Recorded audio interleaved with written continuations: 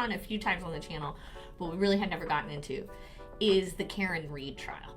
This is the thing with Karen Reed. If you're not familiar with the trial, she has been accused of second-degree murder as opposed to vehicular manslaughter. Allegedly, she hit her boyfriend with her car and left him in the snow, and he died. And they were at, like, people that he knew. His close friend had invited him to her in-laws' house, the people they were close with, so they were at that house. They got in an argument, she drove off. I don't know.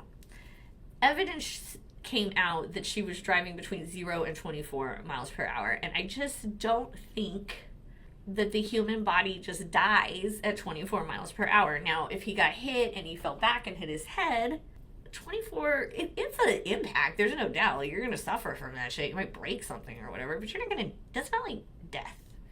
When I was in my car accident, we got hit, he was like accelerating, it was like 60, and it was like 120 mile per hour impact, like physics wise or whatever, and I didn't die.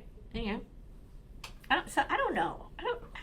I gotta go back and watch that episode that I slept through, I think, because the episodes that I saw, I don't think there's a way that a jury can convict anyone for this guy's death. Like, it's really weird. It's really weird. So apparently, the way they found his body, it looked like he had done a few rounds with Tyson. Like, he looked really beat up. He had a big cut in his head, in the back of his head. I think his skull was broken, but I don't know. The prosecution did a terrible job of bringing that out. I know that the day they found him, it was like a blizzard, and they went and they used a leaf blower to blow snow, and they found blood and clear glass, which came from like a cocktail glass, because, man, these people are drunks. These people are drunks. She admits in the video that she got into her car with a vodka soda, and that he took the vodka soda with him to the door to see if they were welcome. Then, oh, this is wild. So my daughter is 12, y'all. My daughter is 12. We're sitting there, we're late, and she's coming to the end of trial, and she's like, I just want to get this over with and have a drink. And my daughter is aghast. I said, yeah, what? She goes, that's what got her here in the first place. I'm like, yeah, you're right. Why would she want to drink? She's a drunk. She is a drunk. Period. Karen's a drunk.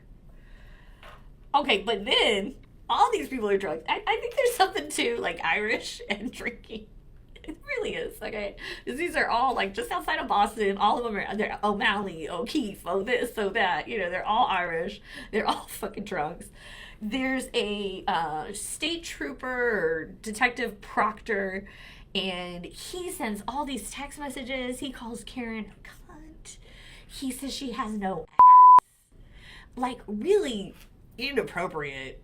And he's like sending it to his boss. Yeah, she has no ass. I hope she kills herself. Like, fucked up shit, right? So they got that out on the stand, which was nice. Okay, so I guess what I slept through is that the people whose house it was 35 Fairview, and it was owned by the Albers, I think. Like, within months of the incident, they redid their basement and sold the house. Some people said they never saw him in the house. Some people say they did see him in the house. Like, there is a chance that these people dragged him down to the basement. But it doesn't actually make any sense that they would do that. But it also does not make any sense that her car did it. You know, like, it's I don't know. They prove there's some serious timing issues. Like, they tow her car, and then they tow her car, they get it to their patty or whatever they call it. And then, oh wow, 20 minutes later, they find taillight at the scene. They had been at the scene for an hour and a half. They hadn't found a damn taillight. Now all of a sudden, they could see it. It's not good. It wasn't a good investigation, to say the least. Okay, it was a terrible investigation. And because she was drunk, she has no idea what happens. You know, I told you guys with the Sarah Boone, right? Like, I quit drinking. And so these, like, alcohol-induced cases, like, they absolutely fascinate me, because all of it could be completely avoided if they just hadn't drank, right? And, like, that's kind of why I stopped drinking, because I was like, gee, I could cause some, like, really bad stuff to happen and kind of fuck up my life, you know? Let me not do that. I highly implore everyone to quit drinking. Okay, so she goes through her first trial. The jury deliberated for like almost 27 hours, and they were hung. And I cannot blame them. After watching the whole documentary, I was hung too. I'm like, I don't know. I left that more confused. When I watched the trial, or the parts of the trial live that I watched, I actually thought that there's no, like, she was innocent, right? Like, I was like, oh yeah, they planted this. You know, I had watched those experts. They killed the murdered the state's witness, and then they had a better 2, 3 really educated experts to contribute. I don't think the state has enough evidence to prove anything beyond a reasonable doubt. I don't think they can prove a damn thing beyond a reasonable doubt. And I don't know if it's because of the snow or what. I don't know what it is. I don't know. Hippie says Proctor was fired. Yeah, I heard that he got fired later, and that was he got fired for drinking while on the job. What did I just say? Chairman, good to see you. I watched ID, and the Popo messed up the case. They used the leaf blower. Yeah, I know, they used the leaf blower to like move the snow out of the way, and then they found all the blood, but there were no pieces of her taillight. And at the trial, they showed evidence of her backing up and hitting her taillight in John's car and it being cracked, like a piece missing. But then the prosecution was like, oh, she did that on purpose but I don't think she did that, because I think she was still drunk. She drove away from the house after she dropped off John. She drove away from 34 Fairview pissed off. Okay, something happened. John, took too long to find out if they were welcome or not, right? And so she got mad.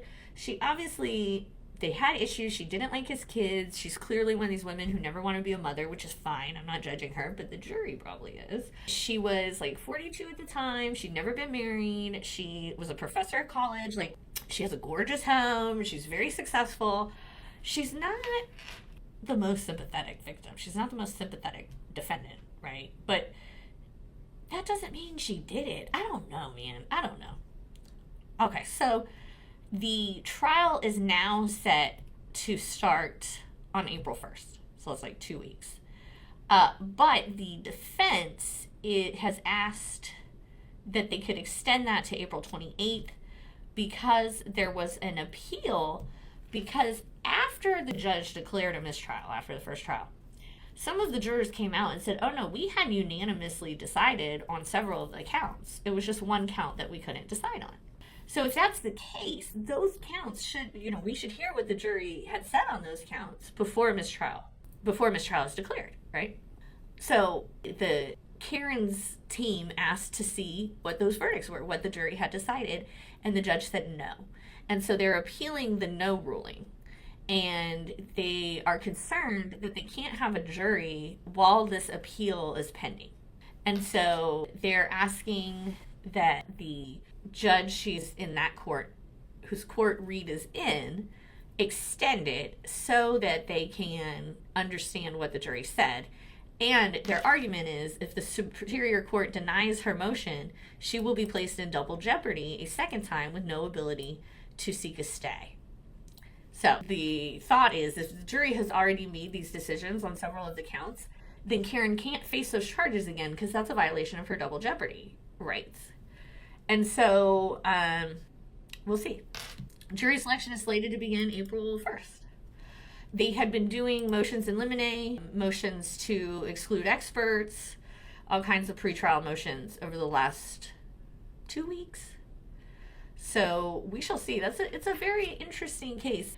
It's interesting in that I think because the victim was a cop, the state is a lot more interested in prosecuting it than if the victim was me, right? If I was found deceased in the driveway, they'd be like, who knows?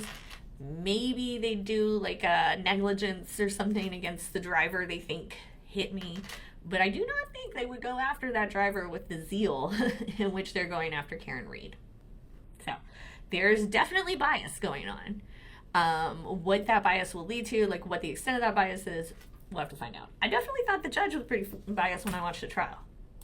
Did not see her as a fair and impartial arbiter of the truth. She seemed pretty biased to me.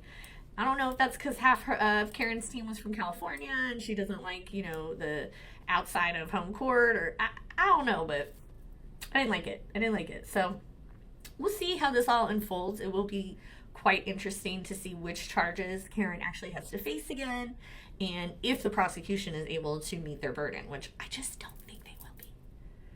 I implore you to go watch that HBO, if you have Max, go watch that HBO documentary on her. And if you have time, go watch that Trapper Ross video about Mo 3 and Yella Beezy. It's quite interesting, and it'll be good background for you as we follow that Yella Beezy case. All right, guys, that's literally everything I had to say today. I really appreciate you being here. I appreciate your likes, your thumbs up, your subscribes, your shares. You guys are awesome. Make sure you keep that up.